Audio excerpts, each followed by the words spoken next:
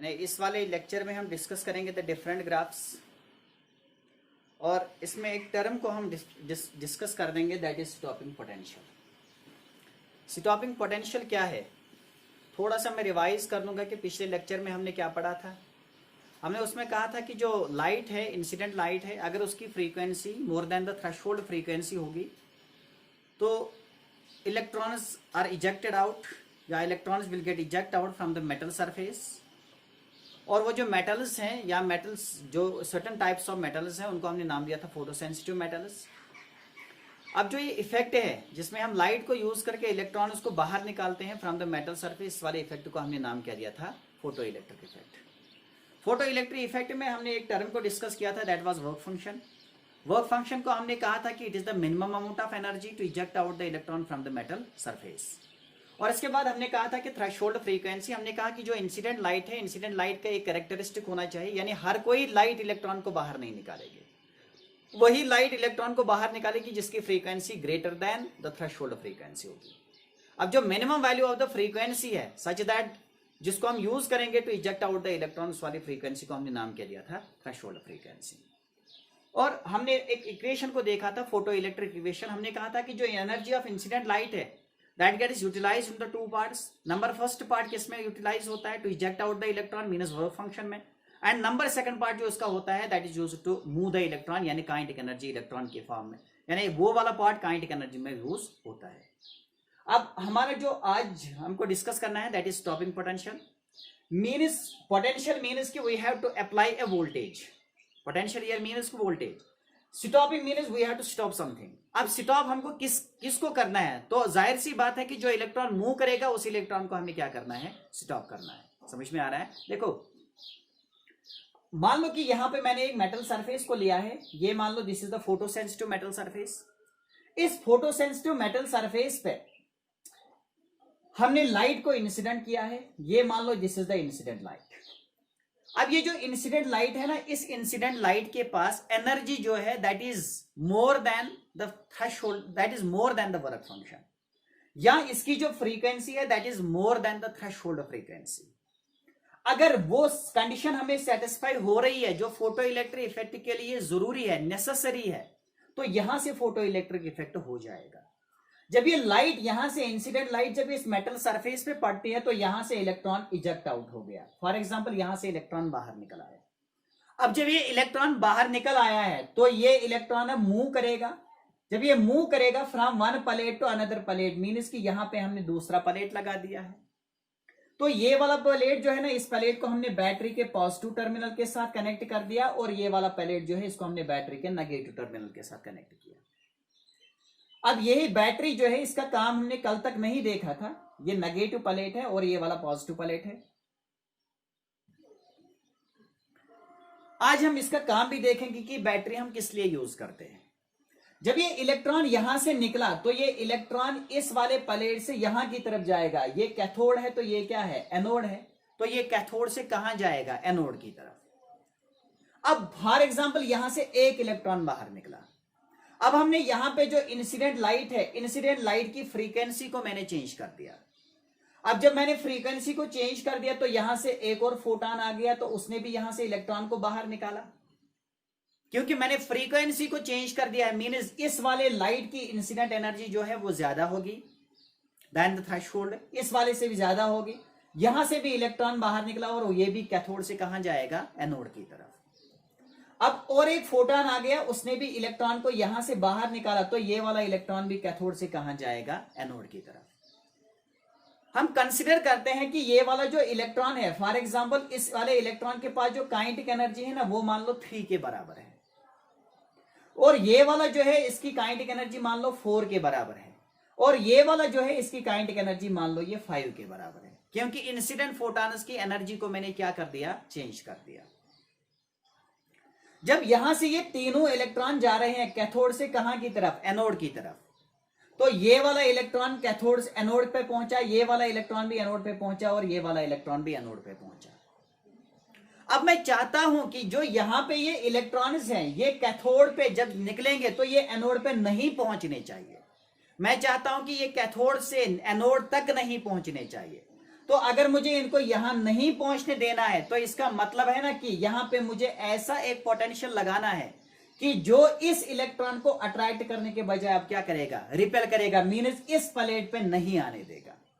वो कैसे मैं कर सकता हूं, तो वो मैं कर सकता हूं ना जब मैं इस बैटरी के पोलैरिटी को मैं चेंज करूंगा, मीनिंग जब मैं ये बैटरी के टर्मिनल उसको क्या कर दूंगा, चेंज कर दूंगा। ये पॉजिटिव बना दिया और ये क्या बना दिया है, नेगेटिव। अब कैथोड पे कौन सा चार्ज है, पॉजिटिव, एनोड पे कौन सा चार्ज है, नेगेटिव। क्या जब इलेक्ट्रॉन यहां से यहां की तरफ निकलेंगे क्या वो एनोड पे पहुंच जाएंगे, आंसर है वो नहीं पहुंच जाएंगे। अब इलेक्ट्रॉन ये भी नहीं पहुंचा है, ये भी नहीं पहुंचा है, ये भी नहीं पहुंचा है। अगर मैं चाहूं कि मुझे इन दो को रोकना है तो मुझे ऐसा पोटेंशियल लगाना है ना जो इस वाले इलेक्ट्रॉन को रोके, 5 वाले इलेक्ट्रॉन को रोके, क्योंकि अगर उसने 5 वाले इलेक्ट्रॉन को रोका है तो 3 और 4 खुद ब खुद रुक जाएंगे।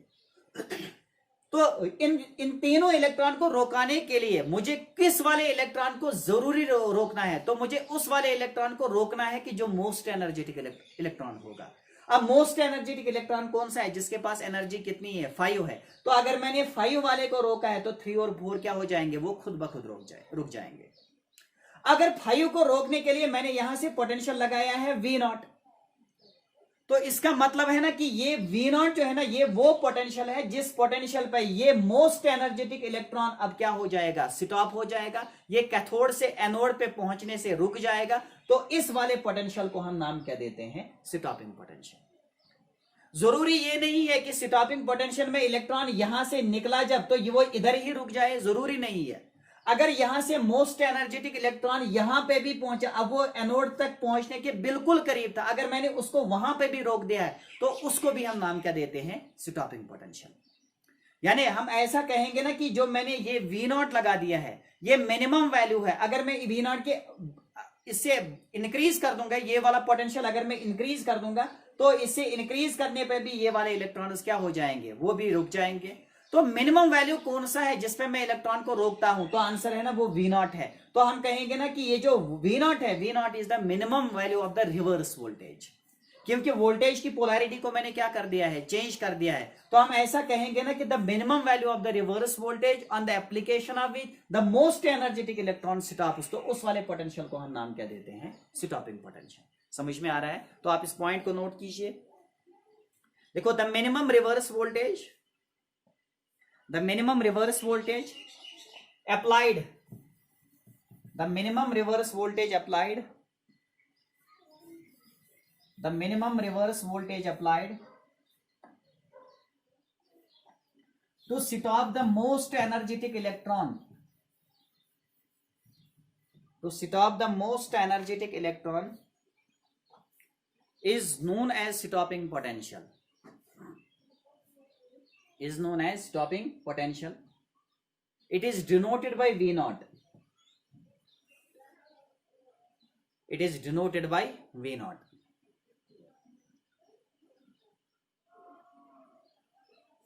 Full stop. अब देखो एक और चीज इसमें, कल हमने देखा था कि जो काइनेटिक एनर्जी की ये है, ये जो एनर्जी है ऑफ द इंसिडेंट लाइट जो है that is EI is equal to 5 plus किसके बराबर था, दैट इज KE। तो मैं इसको लिख सकता हूं KE मैक्सिमम, क्योंकि मोस्ट एनर्जेटिक इलेक्ट्रॉन की एनर्जी है ये। अब मुझे KE मैक्सिमम को निकालना है, समझ में आ रहा है? देखो वो हम कैसे निकालेंगे, जब यहां पे हमने लाइट को इंसिडेंट किया तो यहां से इलेक्ट्रॉन को क्या हो गया, इलेक्ट्रॉन बाहर आ गया है। अब इलेक्ट्रॉन जब बाहर आ गया तो मीन्स वर्क फंक्शन हो गया है। अब वर्क फंक्शन के बाद जो बाकी एनर्जी है उस एनर्जी से इलेक्ट्रॉन क्या करेगा, मूव करेगा from one plate to another plate. अब ये इलेक्ट्रॉन जब यहां से आ गया तो ये यहां पे आ गया, जब ये यहां पे पहुंचा था तो हमने रिवर्स वोल्टेज लगा दी, तो रिवर्स वोल्टेज से ये वाला इलेक्ट्रॉन रुक गया। अगर ये वाला इलेक्ट्रॉन रुक गया है तो बोलो इसकी काइनेटिक एनर्जी यहां पे कितनी हो जाएगी, 0। पहले कितनी थी, KE मैक्सिमम, अब कितनी हो गई है, 0। बोलो काइनेटिक एनर्जी सेम हो गई है, चेंज हो गई है, तो काइनेटिक एनर्जी क्या हो गई है, चेंज हो गई है। तो चेंज इन काइनेटिक एनर्जी को हम यूज करते हैं ना वर्क एनर्जी थ्योरम में। तो चेंज इन काइनेटिक एनर्जी किसके बराबर होती है, तो हम कहेंगे ना चेंज इन काइनेटिक एनर्जी होती है बराबर amount of work done, amount of work done by the potential. अब ये वर्क डन किसने किया है, जब हमने रिवर्स पोटेंशियल लगा दिया है, तो मैं लिखूंगा ना कि change in kinetic energy is equal to amount of work done by the potential या बाय द वोल्टेज। अब चेंज इन काइनेटिक एनर्जी कितनी है, पहले कितनी थी के ई मैक्सिमम, लास्ट में कितनी हो गई है 0, तो के ई मैक्सिमम माइनस 0 किसके बराबर आ जाएगा, तो K E is equal to work done किसके बराबर होता है, वर्क डन होता है ना चार्ज इंटू पोटेंशियल, तो चार्ज इंटू क्या आ जाएगा पोटेंशियल, पोटेंशियल हमने क्या लगा दिया है स्टॉपिंग पोटेंशियल, उसको हम डिनोट किससे करते हैं वी नॉट से, तो kinetic energy is equal to या के ई मैक्सिमम होगा ना बराबर, क्यों क्या है चार्ज यहां से मूव करता है इलेक्ट्रॉन, तो चार्ज के बजाय हम क्या लेंगे ई इंटू क्या आ जाएगा वी नॉट, तो ये किसकी रिलेशन आ गई है, तो kinetic energy maximum will be equal to E into we naught. समझ में आ रहा है। अब देखो हमारी फोटो इलेक्ट्रिक इक्वेशन क्या बन जाएगी, तो मैं लिखूंगा ना ई आई होगा बराबर 5 प्लस क्या आ जाएगा के ई मैक्सिमम, के ई मैक्सिमम किसके बराबर है ई वी जीरो। समझ में आ रहा है, या ई इंटू वी नॉट। तो this is the another form of our photo electric equation, क्योंकि कल भी मैंने कहा था, प्रीवियस लेक्चर में भी मैंने कहा था कि जो मेन फॉर्म हमारे पास है वो ये है ई I is equal to 5 plus K ई। अगर आपको ये याद है तो बाकी आप तमाम फॉर्म्स को डिराइव कर सकते हैं। अगर इन टर्म्स ऑफ फ्रीक्वेंसी हम लिखेंगे तो ई आई किसके बराबर होगा h nu is equal to h nu naught plus क्या आ जाएगा ई इंटू वी जीरो। तो this is the another form of the photo electric equation in terms of stopping potential and in terms of the frequency. समझ में आ रहा है, तो इसको आप नोट कीजिए।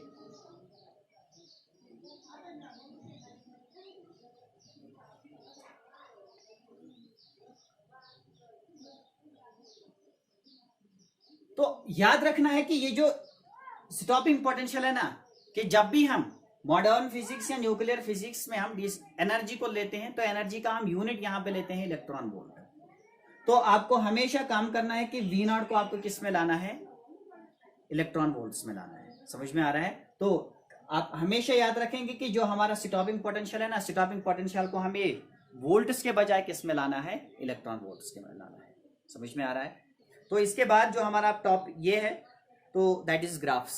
अब हम ग्राफ्स को डिस्कस कर देंगे।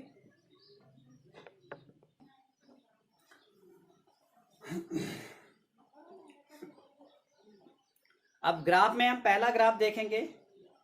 हमारे पास जो इक्वेशन है photo electric equation that is equal to E I is equal to 5 plus K E kinetic energy.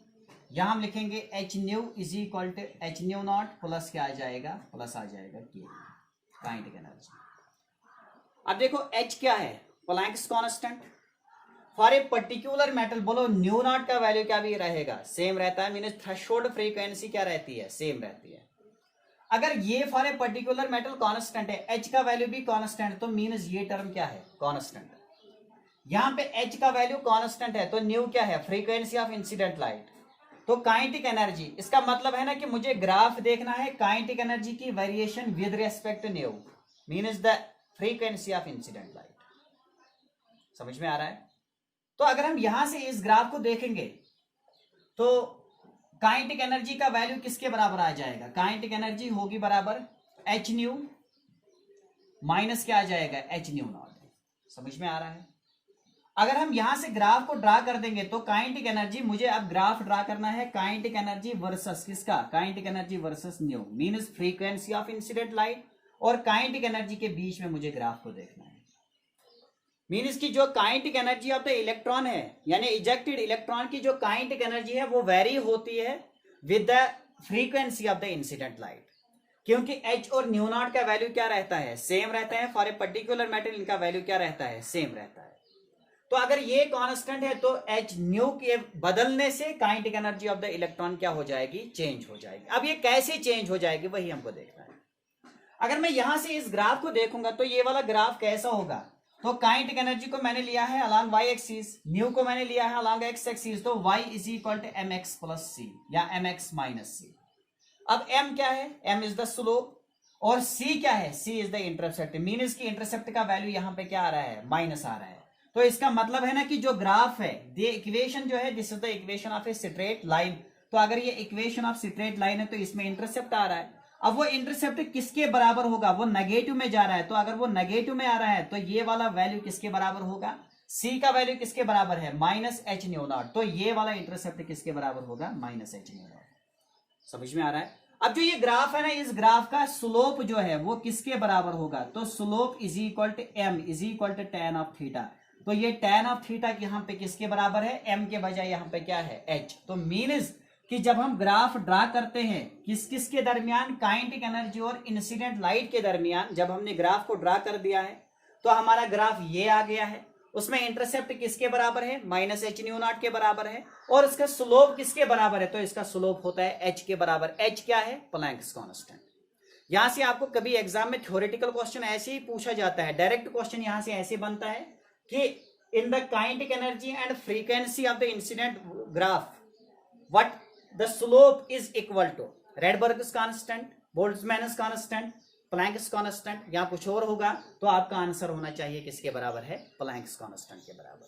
समझ में आ रहा है। तो काइनेटिक एनर्जी और फ्रीक्वेंसी ऑफ इंसिडेंट लाइट के दरमियान जब हमने ग्राफ को ड्रा कर दिया तो ग्राफ कैसा आ गया, ए स्ट्रेट लाइन जिसमें इंटरसेप्ट किसके बराबर है, एच न्यू नॉट के बराबर है, और उसका स्लोप किसके बराबर है, एच के बराबर। एच क्या है, प्लैंक्स कांस्टेंट। समझ में आ रहा है। तो आप इसको कॉपी कीजिए।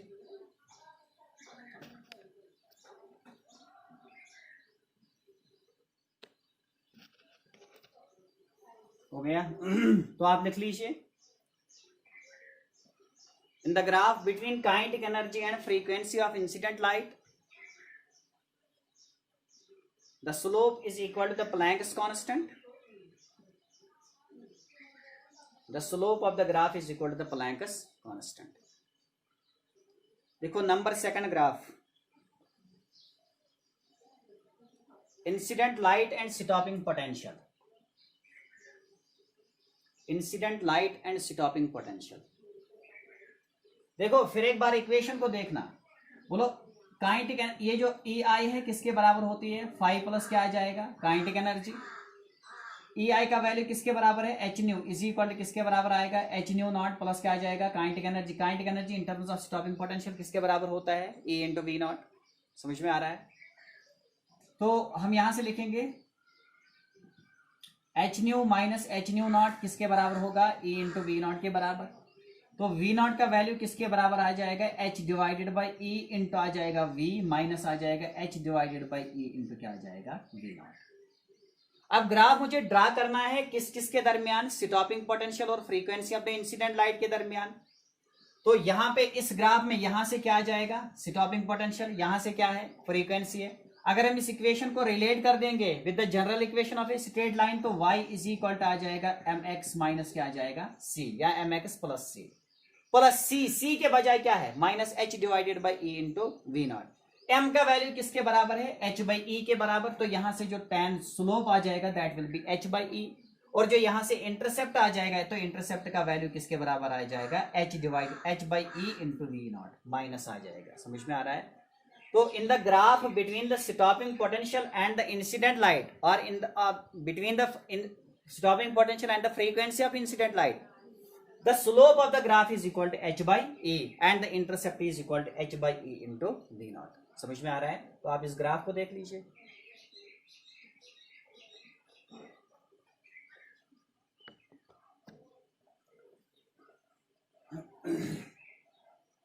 तो आप लिख लीजिए, इन the graph between the incident light and the stopping potential, the graph between the incident light and the stopping potential, the slope of the graph is equal to, the slope of the graph is equal to h by e, the slope of the graph is equal to h by e। अब point number third लिख लीजिए आप, बहुत ही important point है।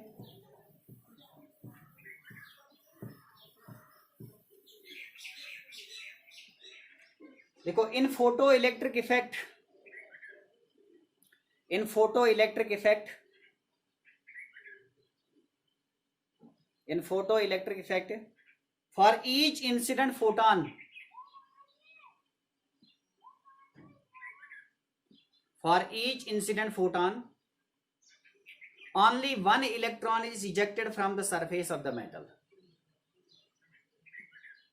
only one electron is ejected from the surface of the metal। बहुत ही important point है, इसको समझने की कोशिश कीजिए। only one electron is ejected from the surface of the metal। In photoelectric effect, for each incident photon, only one electron is ejected from the surface of the metal. देखो, मान लो कि ये हमारी एक मेटल सरफेस है। इस metal surface पे जो वर्क, इसका जो वर्क फंक्शन है वो मान लो वो है बराबर 1.5। फाई का वैल्यू है 1.5 इलेक्ट्रॉन वोल्ट्स। अब इस मेटल सरफेस पे हमने यहां से एक लाइट को इंसिडेंट किया है। ये जो लाइट है, इस लाइट की जो एनर्जी है वो मान लो वो है 5 electron volts. The energy of incident light मैंने कितनी ली है? 5 इलेक्ट्रॉन वोल्ट्स। मेटल की वर्क फंक्शन कितनी है? 1.5।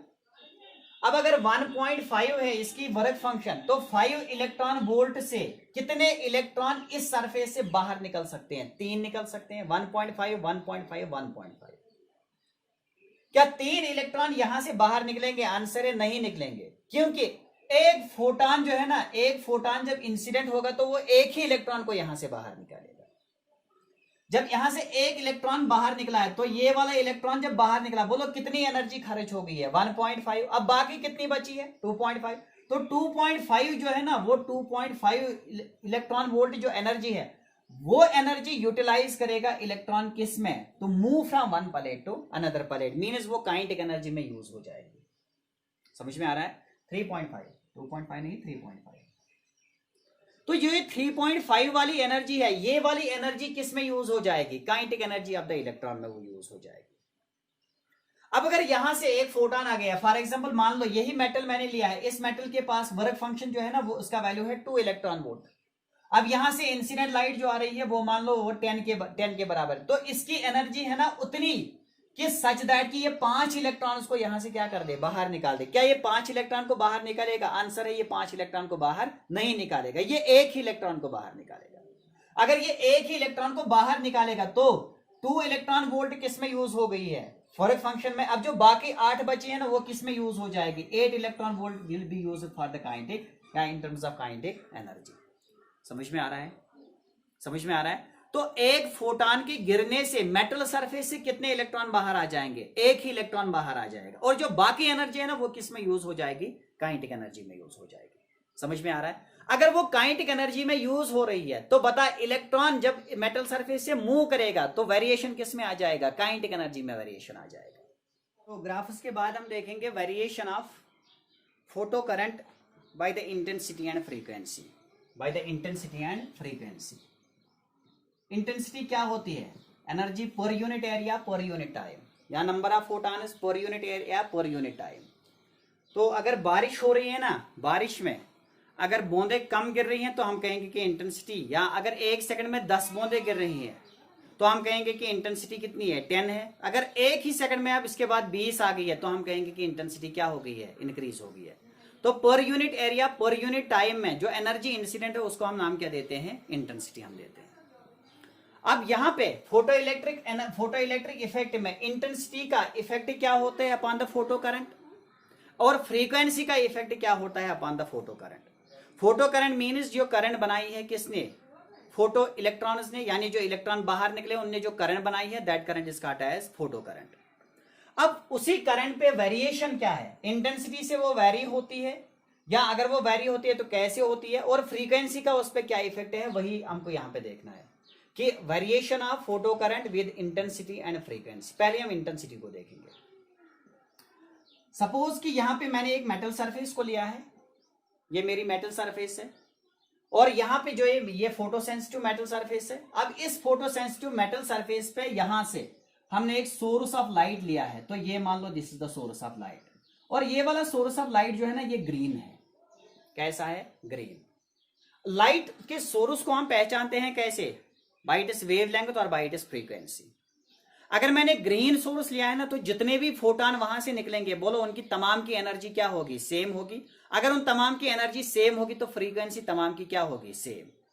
अब जो ये वाला सोर्स है ना, फॉर एग्जांपल मान लो ये 50 वाट का है, ये मान लो 50 वाट का है पावर इंटेंसिटी। अब यहां से जो ये 50 वाट का है, फॉर एग्जांपल 50 वाट के इस सोर्स से यहां पे फोटॉन आ रही हैं 4, 1 2 3 और ये 4। अब जो ये ग्रीन सोर्स है ना, इस ग्रीन सोर्स में चारों फोटॉन्स की जो एनर्जी है ना वो क्या रहेगी? सेम रहेगी। तो मीन्स चारों ये जो फोटॉन्स है उनका EI क्या रहेगा, सेम रहेगा। अगर इसकी एनर्जी 10 है तो इसकी भी 10 है, इसकी भी 10 है और इसकी भी 10 है। समझ में आ रहा है। अब यहां से इसने इलेक्ट्रॉन को बाहर निकाला, इसने भी इलेक्ट्रॉन को बाहर निकाला, इसने भी इलेक्ट्रॉन को बाहर निकाला, इसने भी इलेक्ट्रॉन को बाहर निकाला। तो एक फोटॉन मेटल सरफेस से कितने इलेक्ट्रॉन उसको बाहर निकालेगा? एक फोटॉन एक ही इलेक्ट्रॉन को बाहर निकालता है। अब अगर उसकी वर्क फंक्शन से जो एनर्जी ज्यादा है वो यूटिलाइज होती है किसमें? काइनेटिक एनर्जी में। तो यहां से जो बाकी एनर्जी इसकी बची है वो यूज होगी काइनेटिक एनर्जी में, इसकी भी काइनेटिक एनर्जी में, ये भी काइनेटिक एनर्जी और ये भी काइनेटिक एनर्जी में। अब अगर मैंने इस सोर्स को चेंज नहीं किया है, ग्रीन ही रखा है, अब मैंने इसके वाटेज को चेंज कर दिया, मैंने इसको 50 के बजाय बना दिया है 100। बोलो एक टाइम में, एक यूनिट सेकंड में कितने फोटॉन आ रहे थे? 4। अब एक यूनिट सेकंड में 4 आ जाएंगे या 8 आ जाएंगे? आंसर है 8 आ जाएंगे। अगर 8 आ जाएंगे तो वो यहां से कितने इलेक्ट्रॉन को बाहर निकालेंगे? 8। अभी तक करंट कितने बना रहे थे? 4 बना रहे थे। अब करंट कितने बनाएंगे? 8 बनाएंगे। तो मैं कहूंगा ना कि जब मैं यहां से इंटेंसिटी को बढ़ाता हूं, number of photons per unit area per unit time जब बढ़ता है तो इलेक्ट्रॉन्स यहां से इजेक्ट आउट भी क्या हो जाते हैं? ज्यादा हो जाते हैं। कम इंटेंसिटी होगी तो कम फोटॉन्स, ये इलेक्ट्रॉन्स बाहर निकले, ज्यादा इंटेंसिटी होगी तो ज्यादा इलेक्ट्रॉन्स बाहर निकले। और जब ज्यादा इलेक्ट्रॉन बाहर निकलेंगे तो करंट किसके बराबर होती है? नंबर ऑफ इलेक्ट्रॉन्स पर यूनिट टाइम। अब जब E का वैल्यू बढ़ गया है तो इसका मतलब है ना I का वैल्यू भी क्या हो गया है? बढ़ गया है। तो इसका मतलब है ना कि जो इंटेंसिटी, अगर मैंने इंटेंसिटी को बढ़ा दिया है तो करंट को भी क्या हो जाएगा? Current also increases. तो intensity is directly proportional to photo current. समझ में आ रहा है। तो यहां से जो करंट है वो करंट इंक्रीज होती है किससे? इंटेंसिटी से वो इंक्रीज होती है। अगर मुझे अब फोटो करंट को बढ़ाना होगा तो क्या मुझे इंसिडेंट इलेक्ट्रॉन की एनर्जी को बढ़ाना है या मुझे नंबर ऑफ फोटॉन्स इंसिडेंट पर unit area per unit time ज्यादा करने हैं? तो नंबर ऑफ फोटॉन्स का वैल्यू मुझे बढ़ाना है, मींस मुझे इंटेंसिटी को बढ़ाना है। जब इंटेंसिटी बढ़ेगी तो फोटो करंट क्या हो जाएगी? वो भी इंक्रीज हो जाएगी। समझ में आ रहा है। तो आप लिख लीजिए, by increasing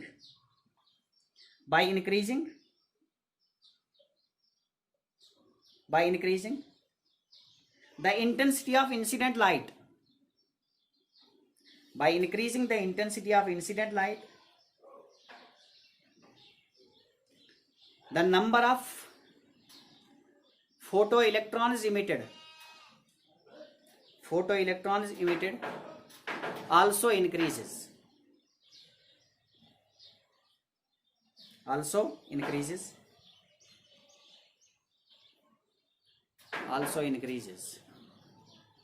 So the number of photoelectrons also increases. Therefore intensity is directly proportional to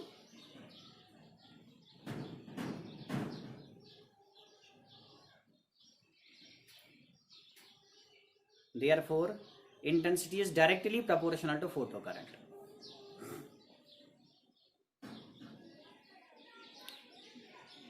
अब काइनेटिक एनर्जी और स्टॉपिंग पोटेंशियल को क्या हो जाएगा? देखो काइनेटिक एनर्जी और स्टॉपिंग पोटेंशियल को क्या होता है। अगर मैंने यहां से ये सोर्स लिया है, जब मैंने ये 50 का सोर्स लिया है तो यहां से 4 इलेक्ट्रॉन आ रहे थे, तो 4 इलेक्ट्रॉन यहां से इजेक्ट आउट हो गए। ये मान लो ये वाली जो मेटल सरफेस है ना, इस मेटल सरफेस का जो वर्क फंक्शन है वो मान लो वो है 2.5 के बराबर, 2.5 इलेक्ट्रॉन वोल्ट्स। अब यहां से जो फोटॉन आ रहा है ना, इसकी एनर्जी मान लो वो 10 के बराबर है। अगर वो 10 के बराबर है तो 2.5 यूटिलाइज हो जाएगा किसमें? इलेक्ट्रॉन को बाहर निकालने। और बाकी जो बचेगा ना 7.5, बोलो 7.5 किसमें यूज हो जाएगा? काइनेटिक एनर्जी में। अब सोर्स सेम है, अगर सोर्स सेम है तो तमाम फोटॉन्स की एनर्जी भी क्या होगी? सेम। और जब वो इलेक्ट्रॉन यहां से बाहर निकाले तो वर्क फंक्शन तमाम के लिए क्या रहेगा? सेम। अगर वो तमाम के लिए सेम तो तमाम की काइनेटिक एनर्जी क्या रहेगी? सेम। अगर तमाम इलेक्ट्रॉन रिजेक्टेड आउट इलेक्ट्रॉन्स की काइनेटिक एनर्जी सेम है, बोलो तमाम का स्टॉपिंग पोटेंशियल भी क्या होगा? सेम।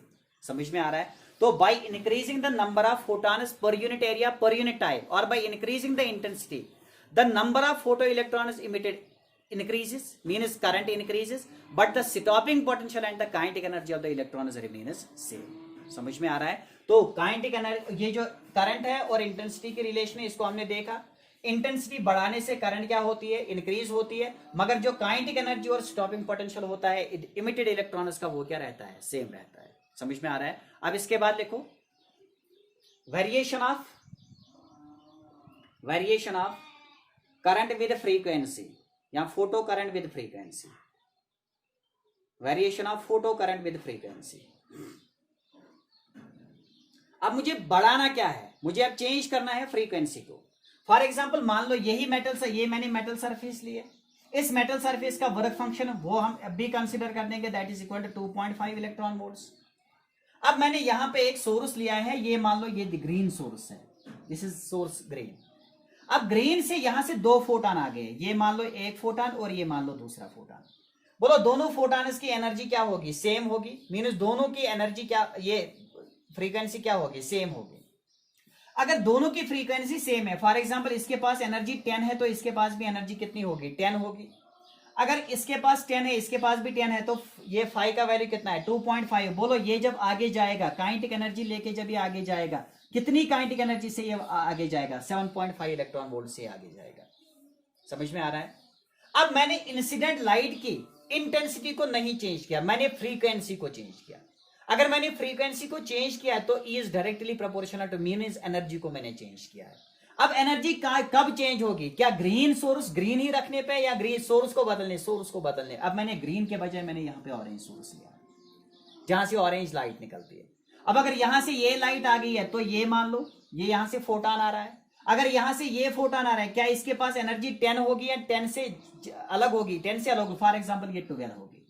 अब 12 में से कितनी एनर्जी यूज हो जाएगी इलेक्ट्रॉन को बाहर निकल, 2.5। और जो बाकी बचेगी ना, जो बाकी बचेगी वो वाली एनर्जी जो है ना वो यूटिलाइज हो जाएगी किस में, काइनेटिक एनर्जी में। 12 से माइनस कर दो 2.5 तो कितना बचेगा, वो ऑलमोस्ट आ जाएगा 9.5। अब 9.5 जो है ना वो इलेक्ट्रॉन की क्या होगी, काइनेटिक एनर्जी। बोलो इलेक्ट्रॉन की काइनेटिक एनर्जी सेम रही या चेंज हो गई है, चेंज हो गई है। अब 3 फोटॉन आ रहे हैं, 3 फोटॉन ने कितने इलेक्ट्रॉन को बाहर निकाला, 3। 4 आ जाएंगे तो कितने निकालेंगे, 4 निकालेंगे। 2 आ जाएंगे तो कितने निकालेंगे, 2 ही आ जाएंगे। समझ में आ रहा है। तो जब मैं सोर्स को बदल देता हूं, यानी जब मैंने फ्रीक्वेंसी ऑफ इंसिडेंट लाइट को चेंज किया है तो इलेक्ट्रॉन 3 से 3 ही बाहर निकले हैं। मुझे इंटेंसिटी को चेंज है, मुझे फ्रीक्वेंसी को चेंज करना है। जब मैंने फ्रीक्वेंसी को चेंज किया है, क्या नंबर ऑफ इलेक्ट्रॉन्स बढ़ गए हैं या काइनेटिक एनर्जी बढ़ गई है, तो काइनेटिक एनर्जी बढ़ गई है, नंबर ऑफ इलेक्ट्रॉन्स क्या रह गए हैं, सेम। तो हम कहेंगे ना कि जो ये फोटो करंट है, photo current is independent of frequency, photo current is independent of frequency. समझ में आ रहा है। अब फोटो करंट अगर इंडिपेंडेंट है फ्रीक्वेंसी है तो फ्रीक्वेंसी पे डिपेंड कौन करता है, डिपेंड करता है इस पे कौन, काइनेटिक एनर्जी। अगर काइनेटिक एनर्जी इस पे डिपेंड करती है तो स्टॉपिंग पोटेंशियल भी क्या होगा, वो भी चेंज होगा। तो अगर यहां पे काइनेटिक एनर्जी बढ़ गई है तो स्टॉपिंग पोटेंशियल को भी क्या हो जाएगा, चेंज हो जाएगा। समझ में आ रहा है। तो आप लिख लीजिए, इसको आप नोट कीजिए।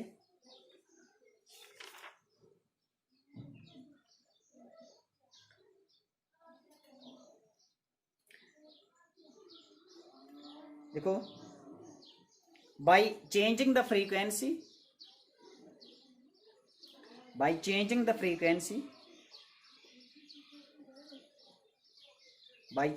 frequency of incident light, the stopping potential and kinetic energy of emitted electrons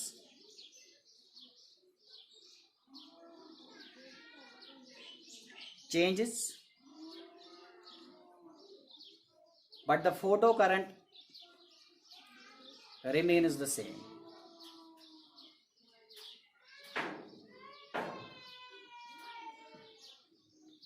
हो गया। अब इन्हीं पॉइंट्स को हमने समराइज कर दिया in the form of the laws. तो उन्हीं लॉज को हम कहते हैं laws of photo electric emission या फोटो इलेक्ट्रिक लॉज। आप लिख लीजिए फोटो इलेक्ट्रिक लॉज क्या है। फोटो इलेक्ट्रिक लॉज देखो, number first, for a given metal surface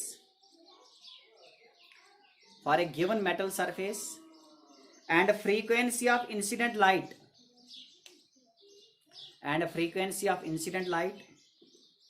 the number of photoelectrons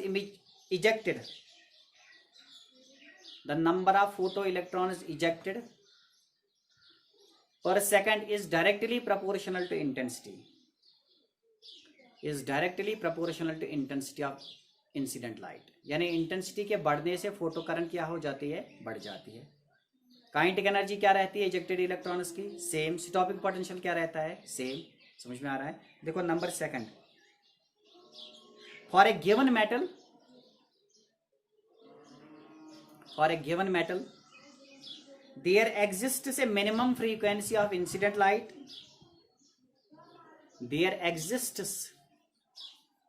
there exists a minimum value of there exists a certain minimum value of frequency of incident light below which no photoelectric emission takes place. This frequency is known as threshold frequency.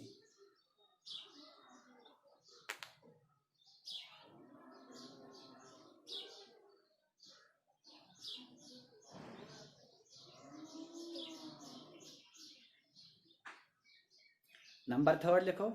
The kinetic energy of the ejected electrons is independent of intensity but depends upon the frequency of incident light.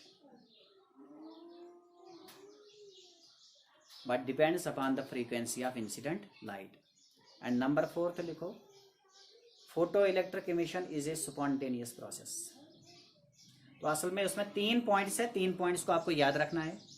Main है क्या, intensity के change होने से photo current change हो जाएगी, तो answer है हाँ.